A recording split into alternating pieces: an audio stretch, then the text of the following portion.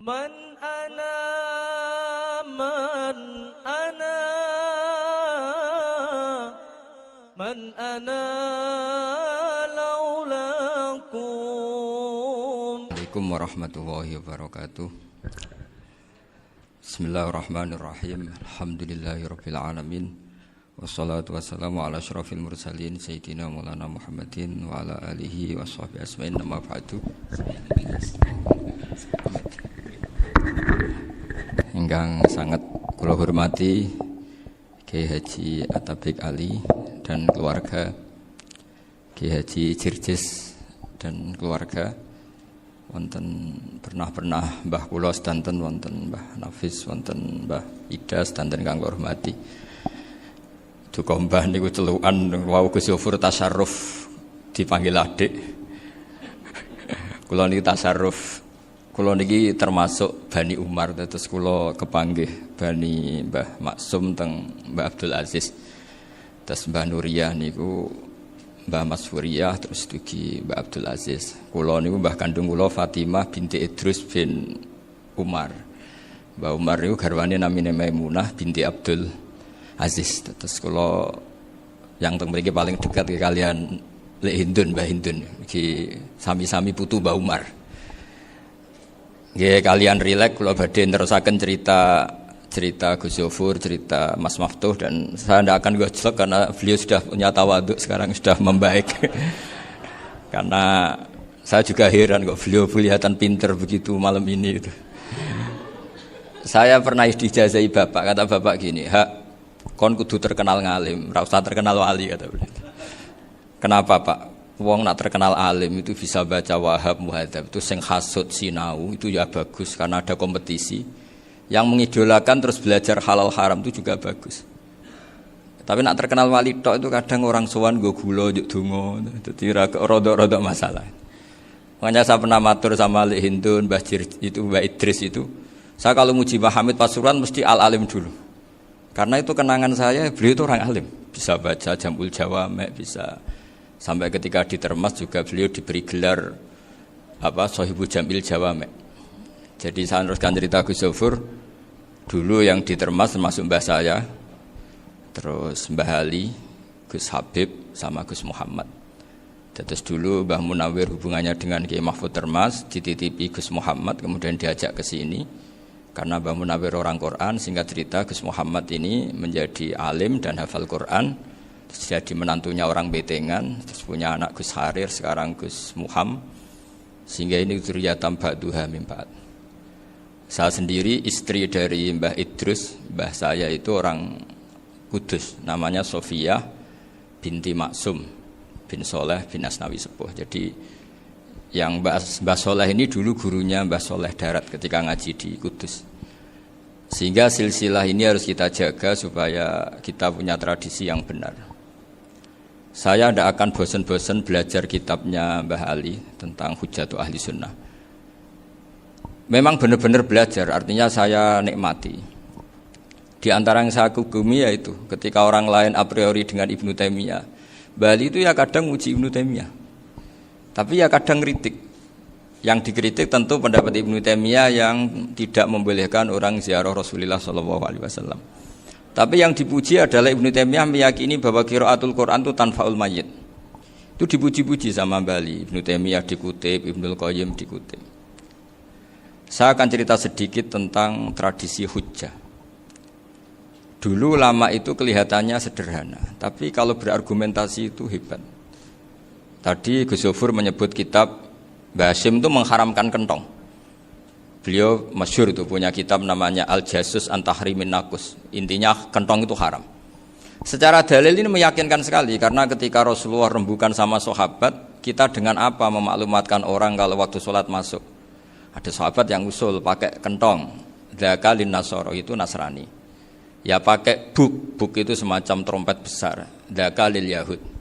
Kemudian ada yang usul kalau gitu api ya Rasulullah, dzaka lil Majus. Sehingga dari hadis itu Mbah Hasyim berpikir kentong itu haram. Tapi Mbah Fakih Mas Kumambang itu mengkritik Mbah Hasyim dengan ngarang kitab Hazur Ru'us an Tahrimin Nakus. Jadi beliau komentari kitab itu sambil geleng-geleng kepala. Kitab kok keliru nganti ngono. Itu jadi cara pikirannya siapa Ki Fakih. Kentong di Indonesia itu kanggo wedhus dicolong gitu.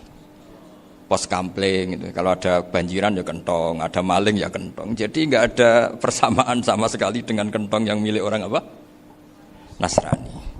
Sehingga di pondok saya itu ada kentong tapi jelek sekali. Karena itu satu-satunya cara supaya beda dengan kentong yang di gereja. Kalau elek kan mirip kentong di pos kampling. Itu ya agak-agak ilmiah sedikit. Dulu ceritanya Gus Zofur itu saya teruskan. Itu singkat cerita, itu kalau yang di kejadian di Termas itu Mbah Dimyati sudah nyuruh semua kentong disembunyikan karena mau ada Mbah Hashim. Cerita itu mukarrar di Kiai Fakih sama di Kiai Dimyati Termas. Setelah kentong dikumpulkan semua, Mbah Hashim datang, senang, ngiranya Syekh Dimyati ini sependapat dengan beliau, yaitu sama-sama enggak ada kentong. Tapi setelah itu ada santri yang matur, Mbah Dim pun beres kentong pun kula delikno sedanten. Itu di depan Mbah Hashim. Jadi GR-nya Mbah Hashim bahwa Mbah Dim itu sependapat akhirnya hilang. Ternyata ini akal-akalan tuh gitu. Karena santrinya matur, Mbah Dim pun beres sedanten kentong beduk sudah disingkirkan. Itu di depan Mbah Hashim. Saking lugunya santri, nah saking ikhlasnya agak ngerti mahalus syahid ini adalah Mbah Hashim. Saya mau meneruskan cerita Gus Zofur. Dulu ini cerita dulu. Dulu Mbah Mun ngaji di Lirboyo, tapi Kiai Makhrus ngaji sama Kiai Khalil Harun. Kiai Khalil Harun itu adik juga sekaligus muridnya Mbah Umar Harun. Mbah Umar Harun itu generasi kedua setelah Mbah Ghazali. Beliau menantunya Mbah Ghazali, tapi ya sudah ponaan. Sehingga tradisi ini penting karena saya berkali-kali bilang di mana-mana. Status orang tua dan mbah itu adalah terserah anak cucunya. Bukan terserah mbahnya, tapi terserah anak cucunya. Saya tidak akan bosan mengingatkan ini. Saya pernah di makamnya Nabi Yakub, itu ya dikemuli bendera Israel. Di makamnya Nabi Dawud. Nabi Ibrahim juga dekat sinagog. Sehingga Quran membela Nabi Ibrahim disebut maka anak Ibrahimu Yahudi wala Nasraniya. Karena ketika beliau berposisi di Israel, kemudian penguasanya adalah Yahudi, bisa saja makam ini ditulisi dan distatuskan ala Yahudi. Ya seperti Nabi Yakub. Nabi Yakub itu nabi yang kita yakin tentu berkeyakinan beliau orang baik, orang muslim, orang mukmin, tapi karena di desain mereka ya dikemuli bendera Israel. Dan disebut Abul Yahud.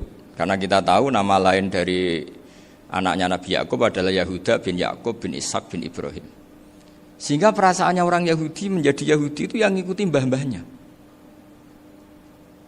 Nah khawatir saya ketika buyut-buyut kita kaya. Buyut saya itu orang kaya dulu, namanya Badur Rahman. Itu kaya sekali, tanahnya banyak. Dulu cerita Mbah Hashim ya kaya sekali. Mbah Maksum juga kaya. Mbah Abdul Aziz juga kaya. Karena dulu itu inginnya kiai itu yo ketok sugih lah, gak ngel-ngelo santri. Tapi nanti kalau cucu-cucunya sudah tidak alim, itu tidak dianggap punya tanah itu karena untuk fasilitas santri. Aku tak kedonyan, mbah-mbahku ya kedonyan. Buktinya tanah yombo. Karena dia akan menafsiri sesuai cara berpikir. Makanya sanad keilmuan yang diceritakan Gus Zofur itu harus diulang-ulang. Kalau nggak diulang-ulang, maka kita akan berpikir sendiri untuk menafsirkan Masyayikhon al-Kiram atau Ajdadan al-Kiram. Nah, ini yang bahaya, yang sering Quran mengingatkan. Jadi ada status yang disematkan oleh anak cucu kayak orang Yahuda tadi, Yahuda bin Yakub bin Ishak bin Ibrahim, itu menstatuskan mbah-mbahnya yang bernama Ibrahim itu Yahudi. Sampai Quran sendiri yang bela maka anak Ibrahimu Yahudi wala Nasraniya. Karena secara geografis sekarang Ibrahim di Israel dan otoritas itu juga milik mereka, sehingga mereka bisa masang-masang atribut yang menunjukkan kalau itu Yahudi. Beberapa al-alim al-alamah yang minnah itu sudah wafat dan kadang-kadang dzurriahnya itu tidak kita. Kalau sekarang orang bahasakan kubu sebelah. Akhirnya ya nggak boleh dikholi, nggak boleh diziarah. Terus seakan-akan yaktaduna bi ra'yi, seakan-akan mereka berpendapat dengan pendapat syekh ini, padahal enggak. Nah sehingga tradisi ketersambungan sanad tadi, baik secara genetik atau secara asbab, itu harus terjaga. Saya beberapa kali banyaklah sering diceritain Mbah Mun. Dulu Mbah Munawir ini cerita ya, Mbah Munawir ku hak saking senenge kitab, ben santri ini iso ngaji kitab. Itu kalau ada alumni Lirboyo, alim disuruh baca muin di sini tuh Mbah Munawir ikut. Saking ingin tasjeknya, ingin ngajari santri bahwa ngapal Quran udah hafal tok, tapi yo paham. Dan penggalinya Mbah Munawir itu sampai klimaknya dulu Mbah Zaini itu nate nikah sama Nyai Komariah kalau nggak salah, binti Karim, binti Manap. Punya putra Gus Habib, Gus Toha yang diantara putrinya dinikahi Gus Rosin ini. Terus akhirnya kesampaian juga ketika Mbah Munawir punya mantu alim alamah namanya Mbah Ali Maksum, angsal Nyai Hasyimah. Sampai pondok Kramjak ma'ruf bil ilmi, terutama ilmu sorof dulu karena Mbah Maksum itu komplain, fa'ala yafulu kok terus fa'lan ya fa'ala yafulu ya uf'ul gitu kan. Masuk fi'il kok jejer isim gitu. Jadi dulu kata Mbah Mun itu ada persaingan ilmu sorof, sorofnya Mbah Maksum Ali Kuaron sama Mbah Ali Maksum Jogja. Jadi wali antok yang satu Maksum Ali Kuaron, yang satu Ali Maksum.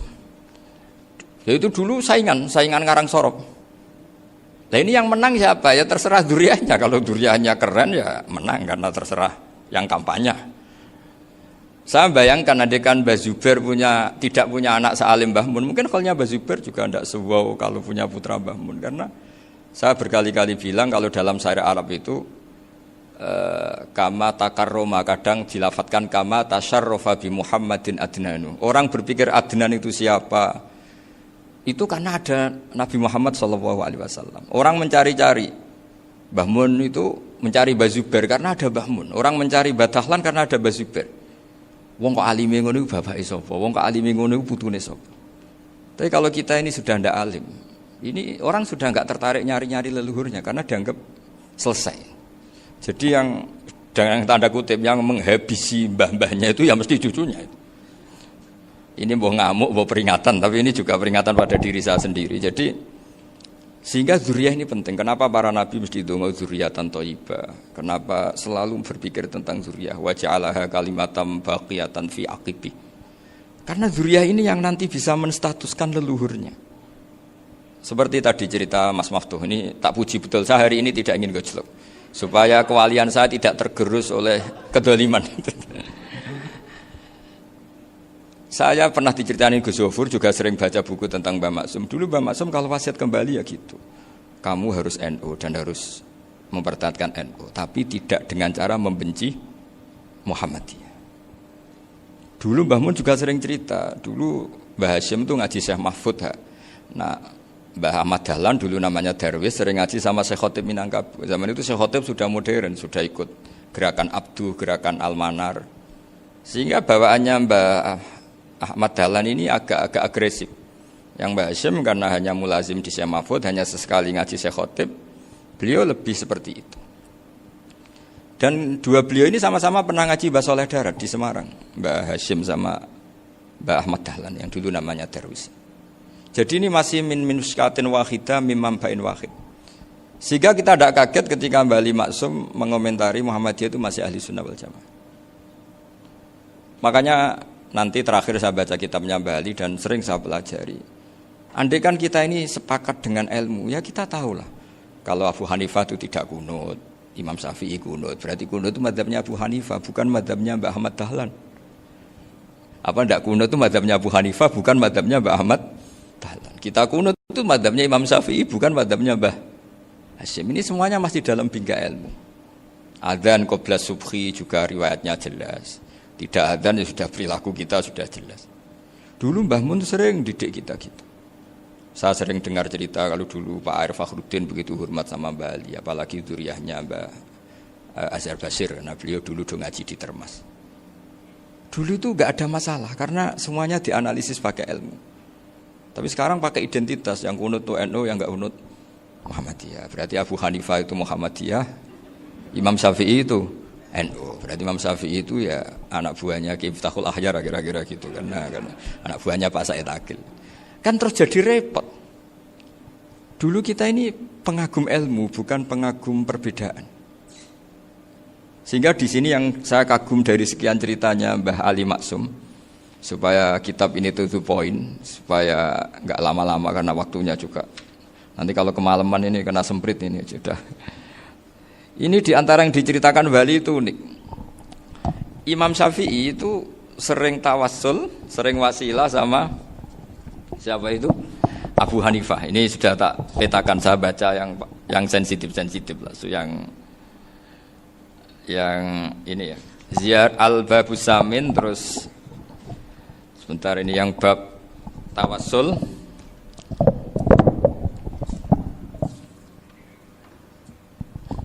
Di sini halaman 90, mungkin santri-santri kerapjak bisa ngecek lagi di kitab Hujjatu Ahli Sunnah. Ketika cerita tawassul, di antara yang diceritakan Mbah Ali Maksum adalah perilaku ya, bukan sekedar statement tapi apa? Perilaku. Perilakunya Imam Syafi'i atau ahwalnya kalau bahasa halusnya, yang selalu ke makamnya Abu Hanifah untuk tawassul. Padahal Imam Syafi'i itu orang yang secara ilmu sering kritik Abu Hanifah. Jadi ini saya baca ini di halaman 100, jadi tawassul mulai halaman 9 berapa ini? Sampai halaman ini yang Qala sami'tu Syafi'iyya yaqul inni la atabarraku bi Abi Hanifah wa aji'u ila qabri fi kulli yaumin za'iran. Fa idza uridat li hajatun shallaitu rak'atain, halaman 100, wa ji'tu wa sa'altu wa ta'ala al hajat indahu fama tab'udu anni hatta tuqda. Kanal Imam Syafi'i ayyama huwa bi Baghdad yatawassalu bil Imam Abi Hanifah yaji'u ila dorihi fayusallimu alaihi wa yatawassalu ila Allah bihi fi qada'i hajati. Terus wa yatawassalu Imam Ahmad bi Imamin Syafi'i. Jadi di antara yang diceritakan Mbah Ali Maksum itu betapa Imam Syafi'i yang terkenal sering mengkritik Abu Hanifah dalam tatanan fikih karena beliau tidak percaya ada istihsan. Abu Hanifah berpendapat adanya istihsan, dan kita tahu lah ikhtilafu Syafi'i wa Abu Hanifah itu besar sekali. Tapi beliau itu tahu Abu Hanifah itu orang yang sangat soleh. Abu Hanifah itu kalau ketemu sama orang yang utang beliau itu yang lari bukan yang utang Abu Hanifah, karena takut orangnya itu izin. Jadi kalau ketemu yang utang di jalan itu yang sembunyi itu Abu Hanifah. Kenapa engkau sembunyi? Ada yang utang saya lewat, nanti orangnya malu. Jadi setingkat Robi'ah Adawiyah itu beliau di rumah ada maling itu sembunyi. Ditanya kenapa engkau sembunyi? Malu, gak ada yang dimaling. Malu sama malingnya karena serumah itu gak ada barang yang layak dicolong itu. Itu Robi'ah dia sembunyi. Itu yang bisa niru itu Abu Hanifah. Jadi wali-wali besar ini ternyata saling menghormati dan saling tawassul. Nah saya berharap tawassul ini bukan sekedar perilaku sosial, tapi memang ada sanatnya. Sehingga terus diceritakan Bali di sini dulu istaqa Umar bil Abbas. Kata siapa tawassul harus dengan Rasulullah SAW? Dulu istaqa Umar bil Abbas. Sayyidina Umar itu tawassul istisqa dengan Sayyid Abbas. Padahal kita tahu Sayyid Abbas ini tidak nabi. Terus beliau cerita sampai Imam Syafi'i tawassul sama Abi Hanifah. Sehingga enggak ada perdebatan, itu kan Umar. Kalau Umar kan ada jaminan boleh diikuti karena beliau sahabat. Bali cerita tentang Imam Syafi'i yang tawassul dengan Abu Hanifah. Seargumentatif itu. Maka saran saya kepada alumni Kerapjak, santri-santri Kerapjak, karena saya hanya berani ngomong sama santri Kerapjak, sama mas saya hanya ada berani kalah sepuh. Itu tradisi keilmuan itu harus dijaga dengan hujjah dan dengan tadwin, dengan pembukuan. Saya punya sekian cerita ya, misalnya dulu kita mungkin iskal itu janggal. Kenapa sih orang Islam tukaran sama orang Islam itu? Sehingga di antara doa Nabi yang enggak dikabulkan Allah, enggak boleh dikabulkan sama Allah, enggak boleh, bukan berarti enggak mustajab. Redaksinya famana aniha, memang enggak boleh. Redaksinya bukan falam yastajib lahu tapi famana aniha. Di Al-Marrah As-Salisa ini Nabi dilarang, yaitu melarang umat Islam itu jangan sampai tukaran sama umat Islam sendiri. Itu kata Allah, ya tidak bisa kata Allah, kalau itu tidak saya kabulkan. Itu dulu guru-guru kita nyontohkan sederhana. Kira-kira kalau saya tukaran wek Gus Zofuru, Mbah Mun luwih ikhlas timbang ditukari wong liya. Nek ana kakak ditabuk adik, wong tua luwih ikhlas timbang ditabuk tangga. Barokahnya membaca kita lebih mentoleransi. Kalau ada Mbah Hashim dikritik Mbah Fakih Mas Kumambang, kita ikhlas itu. Tidak dikritik guru PAUD, itu kan. Atau dikritik orang-orang yang nggak bisa ngaji. Artinya ternyata keliru kita bilang kiai kok tukaran. Justru bagus kiai tukaran. Timbang kiai dikritik guru PAUD. atau dikritik orang-orang yang nggak bisa baca kitab. Akhirnya barokahnya baca kita menjadi tahu.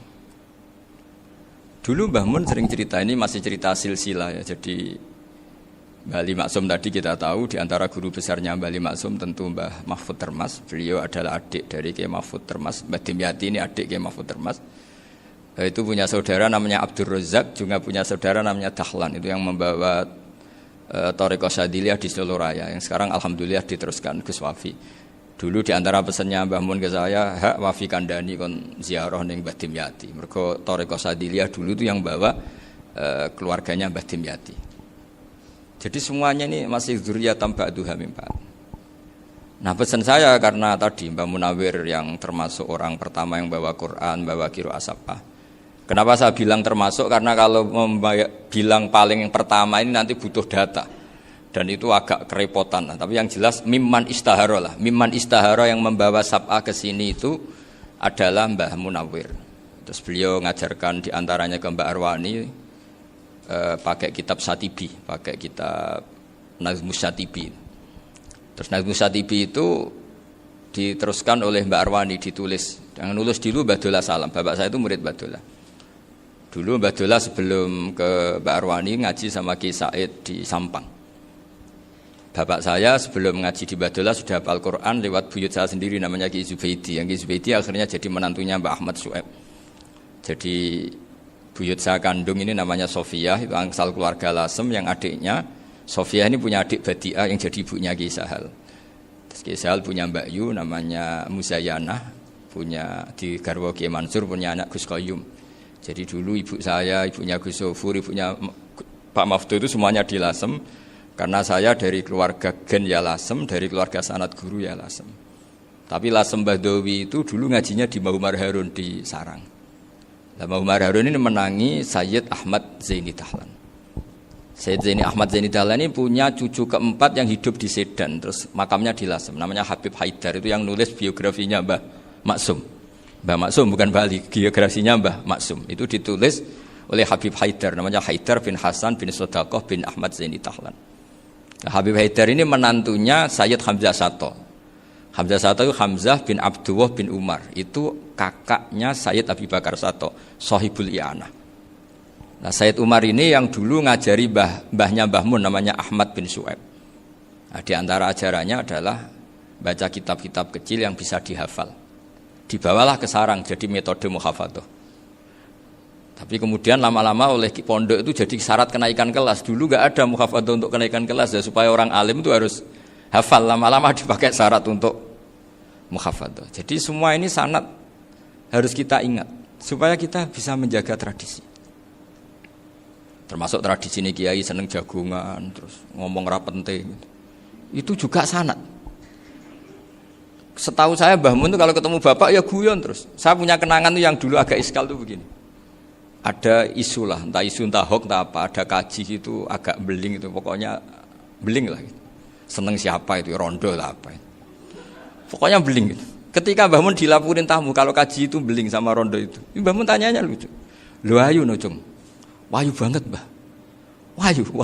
Itu bapak juga bakas ayu nih. Dulu saya sekali ini kiai kok bakas wong ayu, bakas budine barang lah kira-kira gitu. Tapi setelah saya tambah alim, tambah ngerti itu, kata bapak gini, ya abek bakas ayu hak timbang iya no malah qadzaf. Ternyata seni. Sekali Mbah Mun atau bapak bilang, "Waji kok zina kaji," maka larinya ke qadzaf. Maka menghindari bahasa menuduh, ngomong yang enggak penting. Lho ayu no. Jadi kiai dulu tuh orang sok suci tapi menghindari hal-hal yang jadi punya seni untuk ngelola kehidupan. Orang bermalam-malam jagungan sama teman asik itu kan perlawanan terhadap nafsu kita, syahwat kita untuk mungkin nikmati dugem di bar atau di tempat-tempat maksiat. Itu setan di Indonesia tuh kakuati sama Ki Jawa. Orang supaya tidak tertarik maksiat itu Ki Jawa cukup ketemu kancane masak terong guyon, gejolok-gejolokan zaman mondok, sewengi lulus sangka maksiat. Bar wis tutup. Perlawanannya sederhana, nggak pakai tahajud, nggak pakai wiridan, karena Ki Jawa juga kalau rapati potongan ahli ibadah gitu, itu jagungan gitu. Jadi setahu saya roh saya itu pernah lihat Bali itu sekali ketika beliau ngisi ceramah di Mbah Hamid Bedowi. Saya masih kecil diajak bapak. Dulu kalau bapak ngelihat Bali sama Mbah Hamid itu mesti nangis. Karena dua orang alim bertemu. Yang akhirnya ya bisanan itu. Mbah Hamid punya anak Gus Nasih, di sini ada Mbah Nafisa, terus jadi Mbak Salih Hindun itu. Jadi dulu itu ya guyon terus ketika ketemu. Itu yang sering bodoni Mbah Hamid itu ya Ki Bisri. Ki Bisri itu kalau datang ke Ki Hamid Pasuruan, nak wali tenan aku teko ditatak nomangan. Jadi ukurannya ya. Ternyata sampai sana dikei mangan tenan. Masih belum mengakui, kan nak wali tenan aku iki kiai rung di mobil, dongakno aku di mobil. Sudah kalah satu seri itu masih gak terima. Lalu itu Mbah Hamid akhirnya berdoa, ayo monggo, mugi-mugi Ki Bisri gak ada mobil. Itu setelah didoain masih tanya, mereknya apa merek? Jadi itu Mbah Hamid jawab, ya paling Holden itu. Nah, paling Holden. Itu nyari mobil itu ya adalah dapatnya Holden. Suatu saat Mbah Bisri diundang Mbah Hamid gak dikasih pisaro. Karena utangnya sudah banyak Mbah Hamid. Mbah Bisri ini utang tadi, utang doa tadi.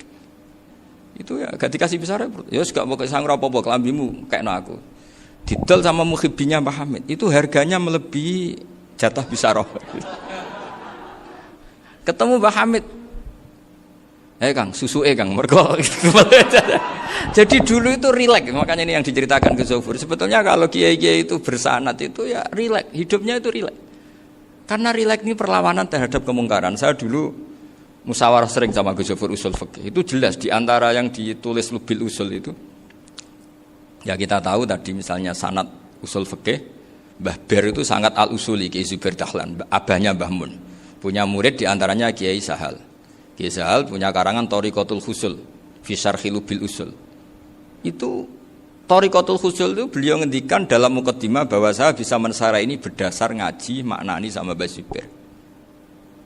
Terus beliau mengutip sarah itu dari kitab Nailul Ma'mul. Beliau ngendikan binus khotin khatiyah ghairi matbu'ah. Dan itu ditemukan di Kiai Mansur di Lasem. Karena Kiai Mansur iparnya Mbah Sahal. Mansur bin Khalil itu diantara katibnya Syekh Mahfud. Jadi semuanya ini sambung. Mbah Ber saking ahli usul fikihnya, kalau ngajar usul fikih itu kalau guyon takriran saya ini lebih memahamkan ketimbang sarah. Ya sudah, terus Mbah Zubair Kiai Fakih, terus Syekh Mahfud.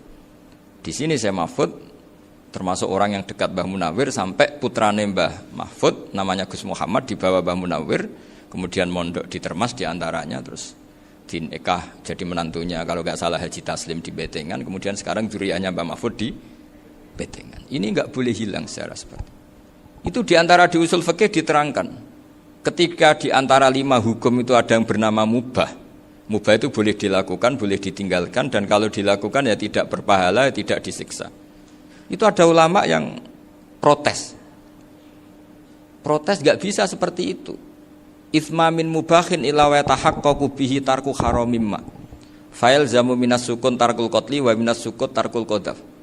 Tidak bisa, mubah itu tidak ada. Kalau kiai jagongan semalaman, itu Allah ngitungnya itu hada taroka dugem, wa hada taroka delok dangdut, wa hada taroka kada wa kada. Oh, itu luar biasa. Dan kita ngikuti yang seperti itu saja. Gak usah tahajud, gak usah witir telulas kaya ora kuat timbang gremeng wis. Sewengi jagongan, setan ngenteni kita tergoda maksiat, ternyata maksiatnya sampai tutup, kiainya masih apa? Jagongan. Jadi jagongan saja ada ilmunya bahwa itu perlawanan terhadap tarkul ma'asi. Sehingga bagaimana Anda katakan mubah ini mubah, toh gunanya adalah tarkul haram. Meskipun efek mubah juga bisa tarkul wajib, wae bojo blonjo turu. Karena wayang rumah ibuke turu. Itu halal wajib. Jadi mubah itu resikonya ya bisa tarkul wajib, bisa tarkul haram. Sehingga kalau sanad ini terjaga secara baik, secara kultur. Saya sering juga saguan sama Gus Zofur itu mesti tak niati gitu. Jagungan wong alim kuwi ibadah dan menikmati ibadah adalah dabul auliya wa dabul ulama. Kata Imam Ghazali, pada akhirnya waqud buhadatin al-istilzat bil mubahat. Kata Imam Ghazali, pada akhirnya qutbu hadaddin, madaru hadaddin, pokok dari agama ini adalah melawan kemaksiatan dengan kita menikmati al-istidzat bil mubah. Kita menikmati sesuatu yang dibolehkan Allah Subhanahu wa taala. Dan seperti ini tuh bisa qasmu dhuhri syaitan, bisa menghancurkan punggungnya setan. Karena kalau melawan setan dengan ibadah ini kadang kita capek selain isra potongan.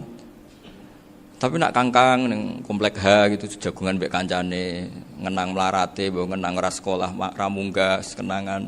Sing ra munggah diarani istiqomah. Itu kan diarani tulus zaman, kok sing munggah dianggap kesusu. Saya ini punya pondok Quran, kalau ada yang hafal 3 tahun mesti digojlok kancane. Gak apik kesusu itu. Kesusu itu mesti tidak barokah karena tergesa-gesa apa? Hatam. Sehingga yang enggak hatam-hatam itu kayak partai mayoritas. Ini yang partai tulis zaman katanya.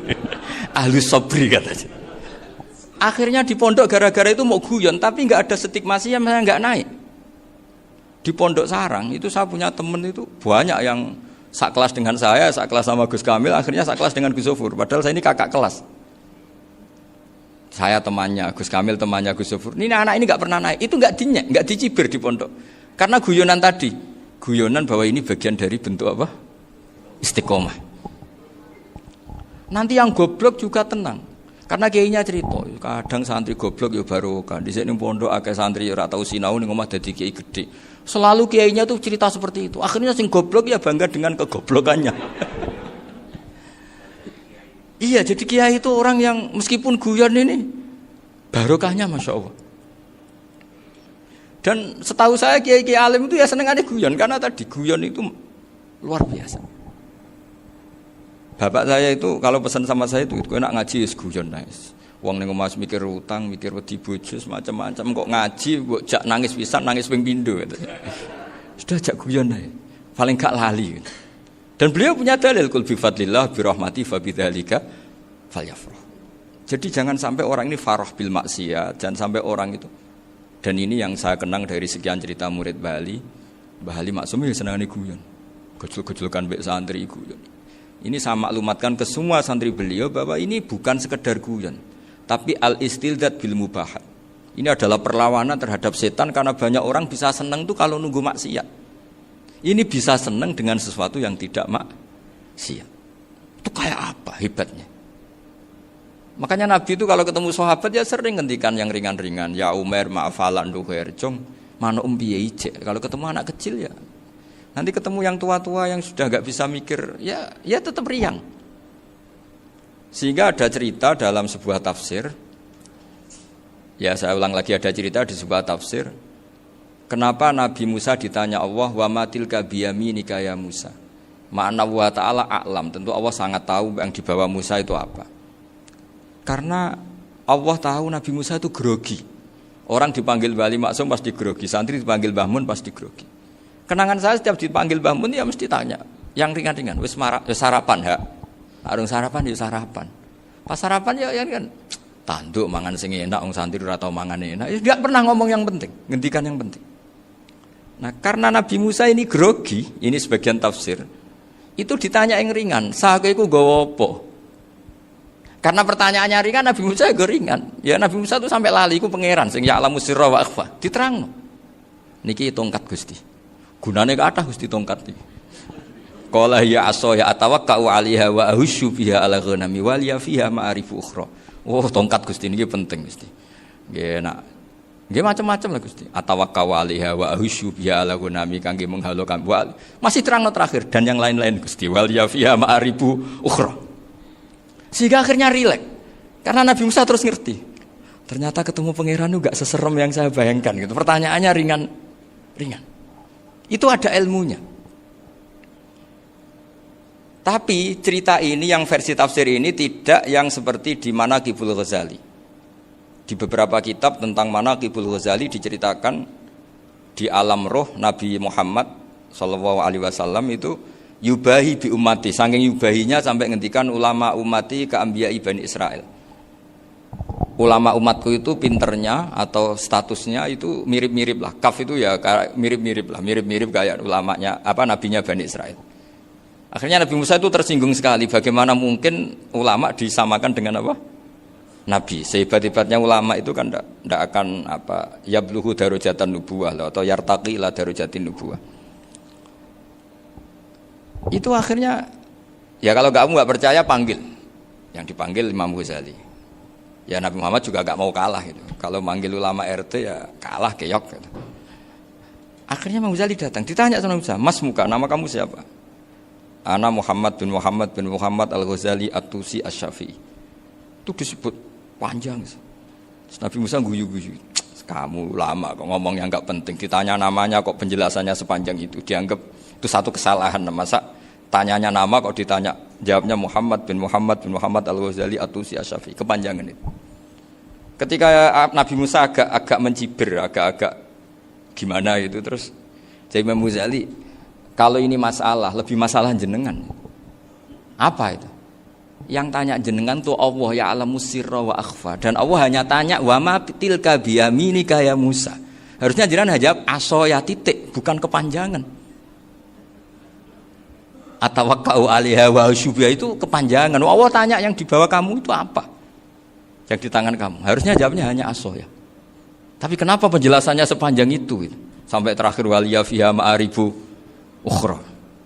Terus pinter tenan kayak gitu. Terus ada Nabi Musa terus bilang, "Ya, pinter tenan aja gitu." Padahal kita tidak pernah GR seperti itu, kan kebetulan Imam Ghazali gitu. Kalau yang lain mungkin ya keok lah kira-kira gitu. Tapi ini cerita dalam khazanah keilmuan. Benar yang dikatakan Gus Zofur. Saya termasuk orang yang pernah mondok Lirboyo Pasanan. Jadi setelah saya disuruh nemani Gus Kamil, tahun berikutnya Gus jenengan disuruh. Pokoknya anakku, mbah sak wulan lah kudu tahu mondok Lirboyo. Piye aku tahu ngaji Wakarim. Terus yang disuruh mbaturi Gus Kamil itu saya. Jadi saya pernah 1 bulan tuh di Lirboyo. Karena saya ini santri beling ya, kontraknya pokoknya penting ziarah Bakarim. Biasanya nggak pernah ngaji. Pokoknya bareng Isa ziarah ya sudah. Ngaji subuh ingat saya sama Gus Imam. Itu dari 17 hari ingat saya ngaji 2 kali. Tapi kalau ziarah ke Bakarim sudah lupa jumlahnya karena memang kontraknya disuruh ziarah. Sampai seperti itu. Dan saking senengnya bangun sama Bakarim saya masih ingat. Ngamplopi salam template itu masih ingat untuk Gus Anwar, untuk Gus Imam, untuk Gus Kafabi, termasuk untuk Gus Maksum. Itu malam-malam saya dijak ngamplopin. Zaman itu saya masih ingat selawewu. Zaman itu kos 1 bulan itu 13.000. Jadi kira-kira kalau 25.000 itu untuk kos 2 bulan. Jadi saya krusnya itu pakai kos. Saya masih ingat Mondok Sarang itu kos 1 bulan 13.000. Berarti kira-kira 500.000 itu di amplopin sendiri sama Bang. Ini untuk Gus War, ini untuk Gus Imam, ini untuk Gus. Padahal Gus Imam ini mondoknya sudah di Mbah Mun. Itu Mbah Mun hormatnya sampai untuk jatah salam template.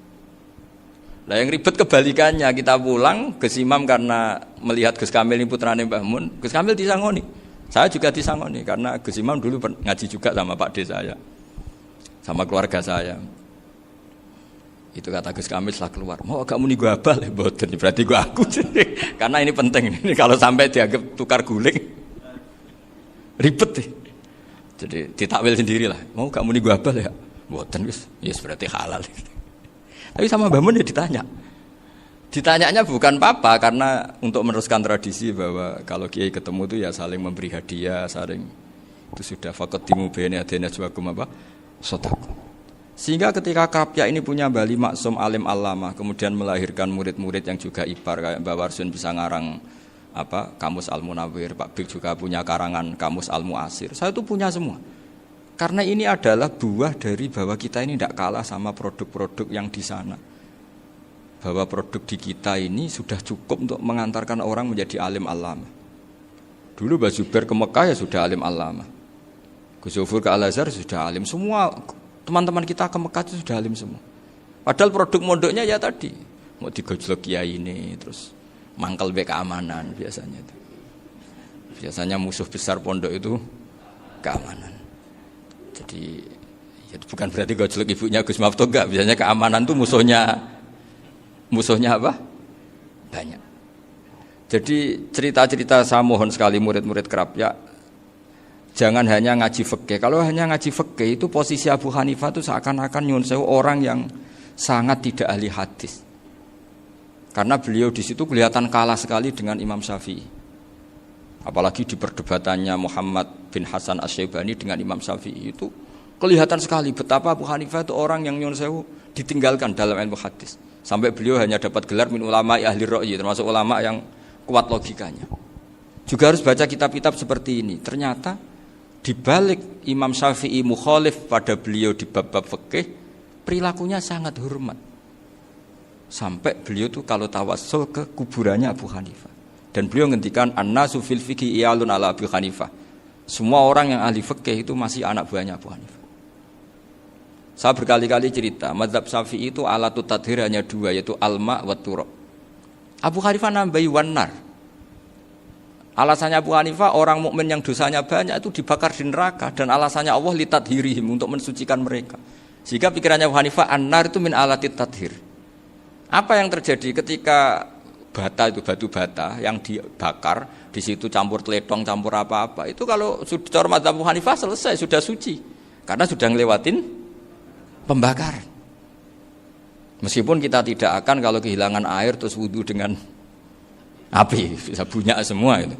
Tapi apapun itu menjadi solusi.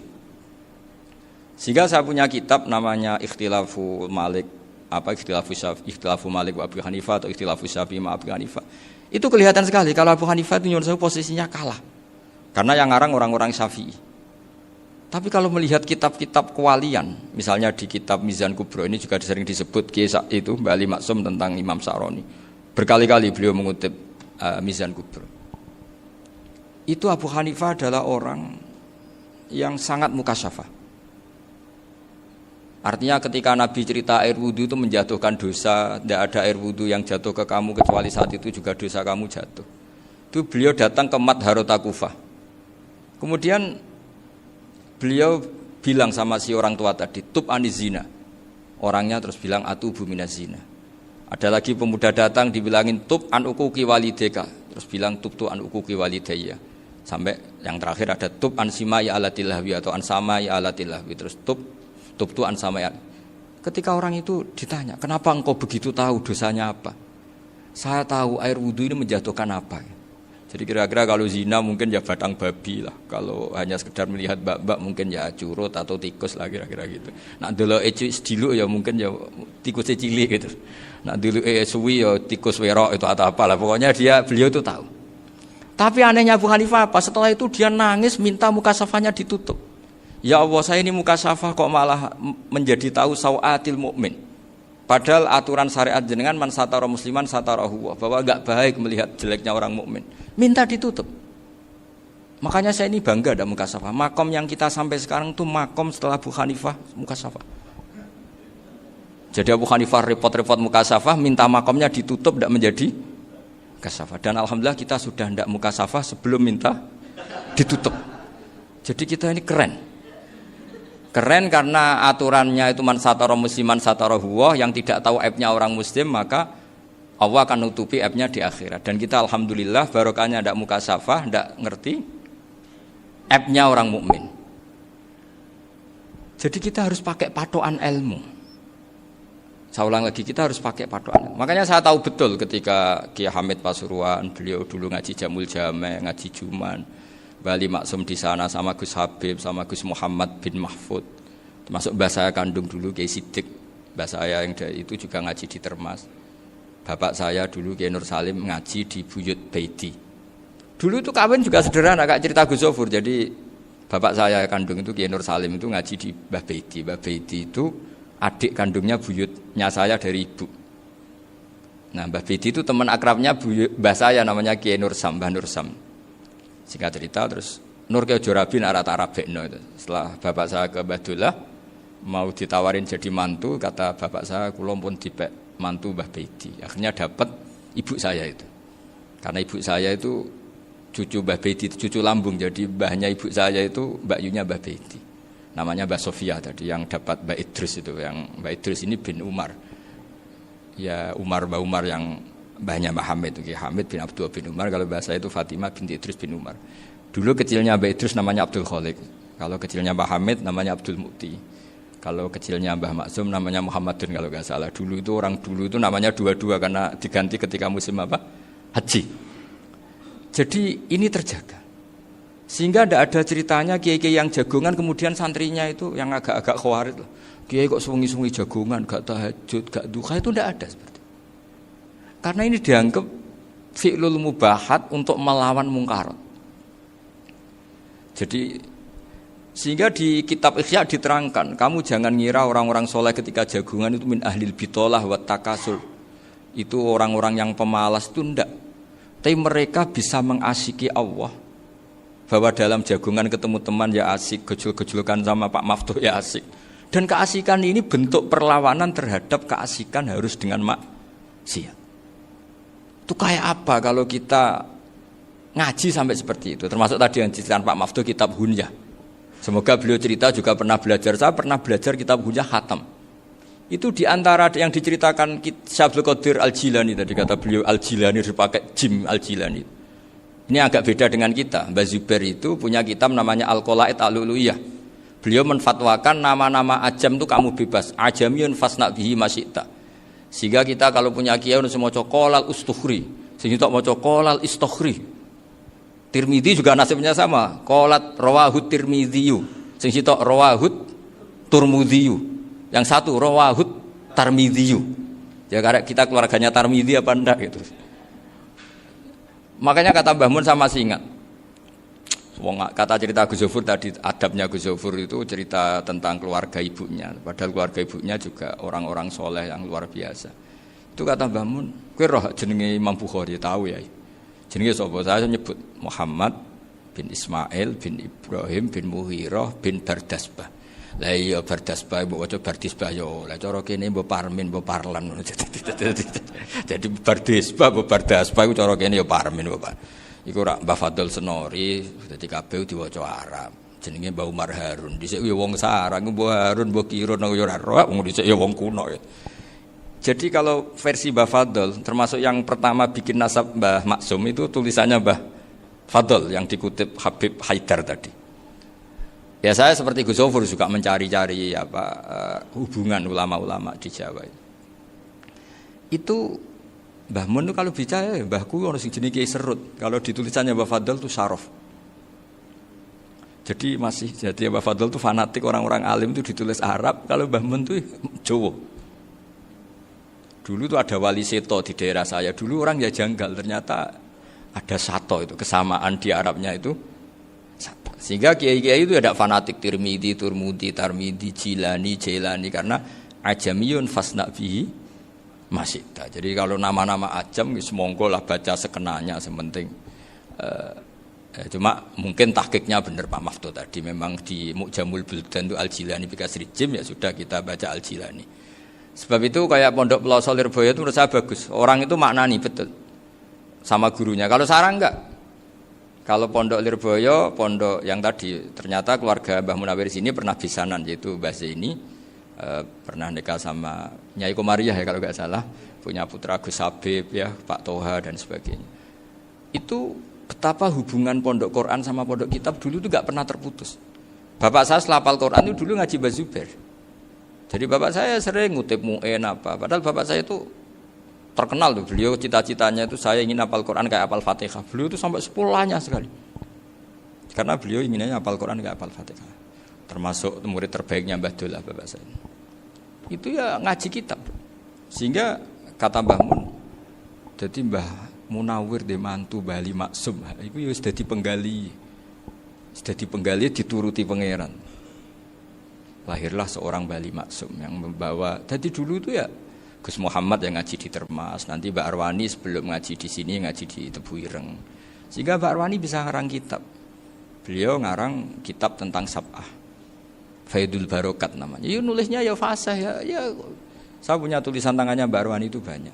Saya juga punya tulisan tangannya Mbak Hasyim Asy'ari ketika nyurati buyut saya yang di Damaran itu pakai bahasa Arab. Jadi dulu itu Mbah Ali Maksum juga sama, surat-suratannya dulu sama tokoh-tokoh Muhammadiyah ya bahasa Arab.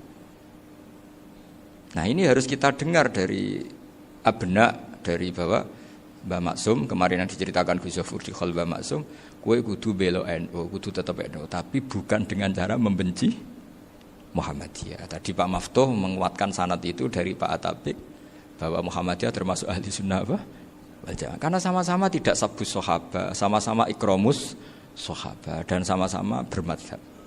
Nah soal akhirnya ada beberapa yang usrapati seneng ngaji, ini yang agak ribet.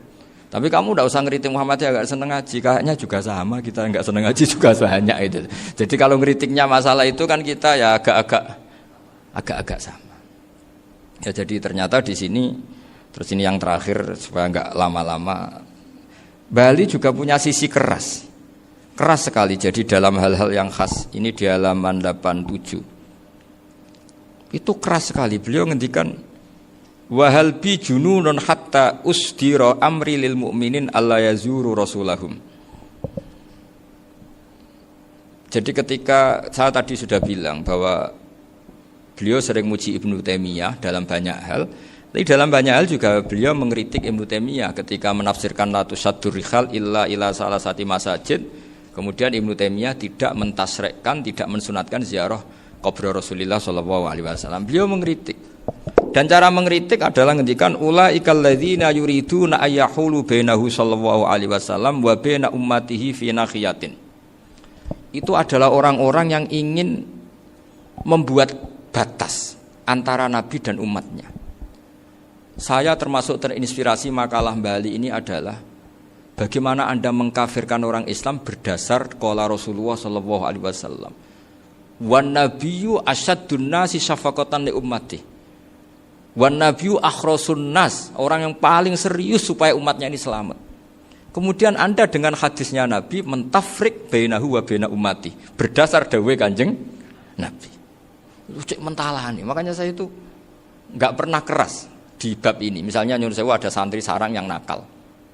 Itu saya tidak berani komentar karena saya tahu Mbah Mun itu sangat mencintai santrinya meskipun yang nakal. Saya melihat sendiri bukan jari ada santri yang cara pelaturan pondok itu diboyong karena nakal. Itu Mbah Mun ngendikan begini.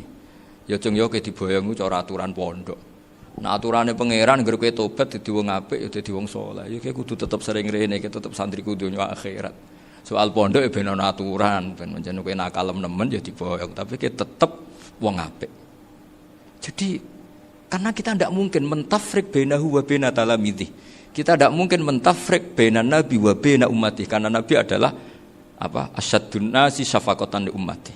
Sampai saking sayangnya nabi itu ngendikan syafaati li ahlil kabair min ummati. Lho koyo apa baiknya nabi? Ora melok nakal, ora melok maksiat, tapi melok nanggung swargane. Iku waktu gali sampean wis kowe utang gak apa-apa, bangkrut gak apa-apa, sing nyaur bapak. Gua sampean ngono top tenan. Anake yo ngawur tenan maksudnya itu, tapi top tenan. Lah nabi ku umate sing dosa iku umate, nabi sing nyuwun sewu, cara Jawane sing kangelan nyafaati. Karena nabi gak boleh dipisahkan dengan umatnya. Makanya kata Bali Maksum, ulaikal ladzina yuriduna ayyahulu bainan nabi wa baina ummati. Itu mereka adalah orang yang ingin memisahkan nabi dengan umatnya. Masa kita ngafirkan umatnya nabi berdasar dawuh nabi? Itu kan sama, saya benci santri Anwar berdasar dawuh Mbah Mun, padahal orang tahu semua begitu sayangnya Mbah Mun terhadap santrinya. Sama juga kamu benci santrinya Bali Maksum berdasar dawuh Bali, padahal beliau sangat mencintai santrinya. Nah kultur-kultur seperti ini tidak boleh hilang. Kita punya sanad, punya guru, punya keluarga yang sama. Jadi mbah-mbah saya itu orang Tuban, dekat sama posisi Ibrahim Asmoro Konti tadi yang diceritakan. Jadi di kampung saya, kampungnya bapak saya itu ada makamnya Siti Syariah, itu mbak kandungnya Sunan Bonang. Dan bapak dulu sering ngajarin ziarah saya ke Mbak Asyari. Mbak Asyari itu bin Jumadil Kubro, berarti Mbak Asyari itu saudaranya Mbak Ibrahim Asmoro Konti, gurunya Sunan Bonang. Jadi Sunan Bonang ke Tuban tuh karena disuruh ngaji sama Mbak Asyari, Mudin Asyari itu yang di Bejagung. Jadi ini semua sanatnya itu jelas, aturannya jelas. Kan Sunan Bonang bin Ampel bin Ibrahim Asmoro Konti bin Jumadil Kubro. Lah yang Mbak Asyari ini adiknya Ibrahim Asmoro Konti, makamnya di Bejagung di Tuban. Dulu Sunan Bonang sebelum ngaji kemana-mana ngaji di Bejagung itu di Mbak Asyari itu. Terus kemudian Sunan Bonang hidup di Lasem, di Pasujudan di Lasem. Makanya Lasem banyak orang alim karena ya dulu Sunan Bonang itu di antara aktivitasnya itu di Pasujudan di Lasem itu. Wafatnya kila di Bonang, kemudian mau dibawa orang Madura ke Madura, terus diambil Mbak Asyari, pernah mbahnya karena Muammar Mbak Asyari, terus dimakamkan di Bonang. Jadi cara berpikir Mbah Ali ini menginspirasi saya. Kita tidak boleh mengkafirkan umatnya Nabi berdasar dawuh Nabi. Karena apa? Itu yang tidak diinginkan Nabi. Nabi itu inginnya yang di luar itu masuk, bukan yang sudah di dalam dikeluarkan. Itu kata beliau, ulaikal ladzina yuriduna ayyahulu bainan nabi wa baina ummati. Orang-orang yang tidak mentasrek ziarah pada Nabi adalah orang-orang yang ingin memisahkan Nabi dengan. Dan begitu kias berikutnya, orang-orang yang sidik-sidik muni ini kafir, ini sudah enggak benar, ini la yurja khairuhu, itu orang-orang yang memisahkan. Dan lucunya berdasar dawuh Nabi. Makanya semua kalau sampean ngaji Mizan Kubro, ini kitab yang sering dikutip Bali Maksum, ketika Nabi ngintikan laisa minna man ghasyana, laisa minna man latamal hudud wa syaqqal juyub bada'a bid'awal jahiliyah, laisa minna min tilkal khoslah. Semua ulama mentafsiri laisa minna fi tilkal khoslah, bahwa dalam hal itu Islam tidak bertanggung jawab. Masa menipu berdasar dibolehkan Islam, kan tidak mungkin.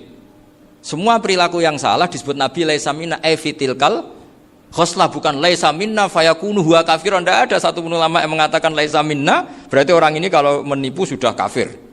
Ketika dosa ya sak dunya kafir kabeh. Siapa enggak pernah menipu?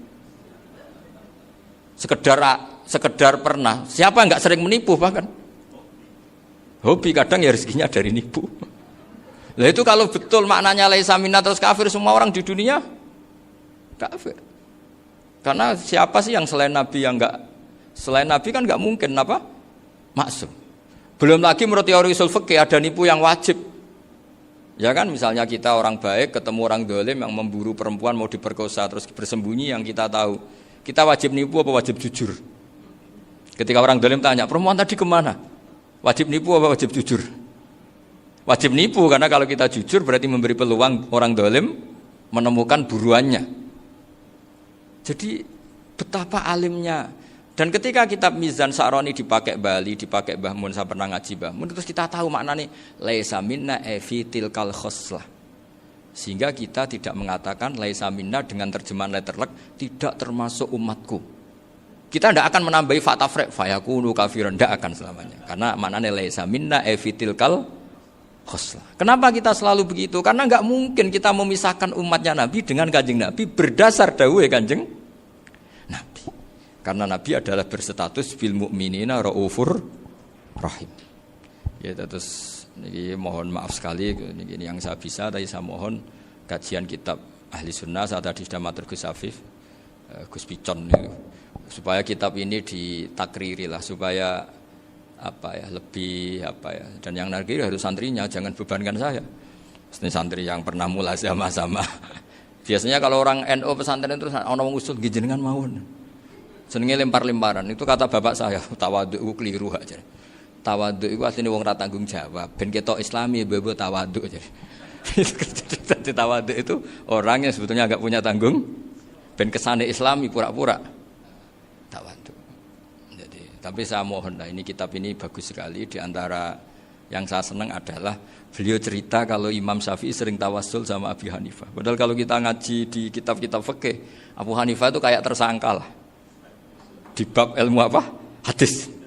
Sampai biasa kan di kitab Minhajut Thalibin, walaysa li Abi Hanifah hadisun sahihun.